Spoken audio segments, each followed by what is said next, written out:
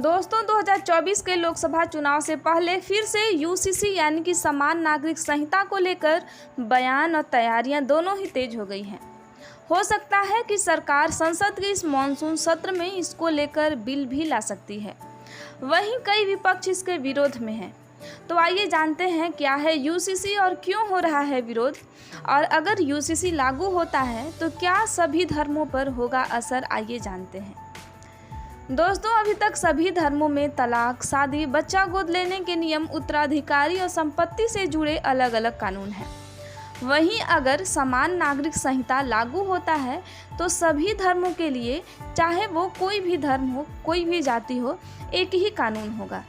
एक तरफ जहां बीजेपी इसका समर्थन कर रही है, वहीं दूसरी तरफ कुछ विपक्षी पार्टी तो इसके समर्थन में है, लेकिन कुछ पार्टियां इसके विरोध में भी हैं, जैसे कांग्रेस, टीएमसी, जेडीयू, आरजेडी, एआईएमआईएम, इंडियन यूनियन मुस्लिम लीग, सपा, डीएमपी। ये सब पार्टियां यूसीसी के विरोध में हैं। विरोध का कारण दरअसल कांग्रेस महासचिव केसी वेणुगोपाल का कहना है कि पीएम मोदी को पहले देश में गरीबी, महंगाई, बेरोजगारी और मणिपुर हिंसा के बारे में जवाब देना चाहिए। यूसीसी पर उनका बयान इन मुद्दों से भटकाने की कोशिश है। वहीं छत्तीसगढ़ के सीएम भूपेश बघेल ने कहा कि बीजेपी हमेशा हिंदू मुस्लिम दृष्टिकोण से क्यों सोचती है, उनकी रूढ़ियों और उनके नियमों का क्या होगा, अगर यूसीसी लागू हो गई तो उनकी परंपराओं का क्या होगा। वहीं पर all Indian Muslim personal law board भी यूसीसी के विरोध में है।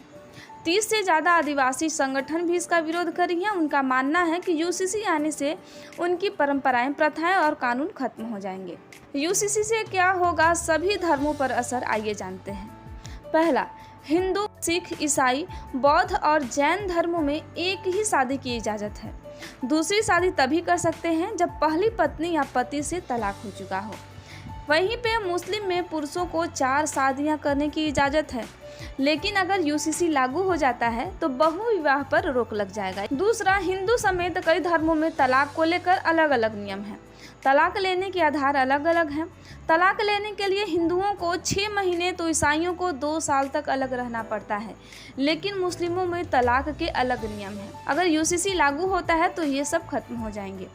तीसरा, सभी धर्मों के पर्सनल लॉ महिलाओं को बच्चा गोद लेने से रोकते हैं।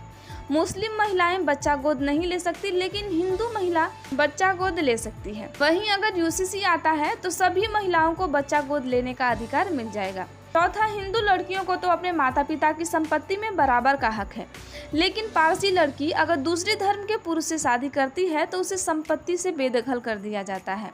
वहीं अगर यूसीसी आता है तो सभी धर्मों में उत्तराधिकार और संपत्ति के बंटवारे से जुड़ा एक ही कानून होगा। क्या संविधान में समान नागरिक संहिता की इजाज़त है?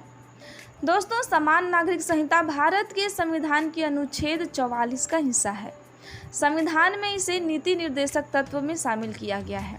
संविधान के अनुच्छेद 44 में कहा गया है कि सभी नागरिकों के लिए समान नागरिक संहिता लागू करना सरकार का दायित्व है। अनुच्छेद 44 उत्तराधिकार, संपत्ति अधिकार, शादी, तलाक और बच्चे की कस्टडी के बारे में समान कानून की अवधारणा पर आधारित है।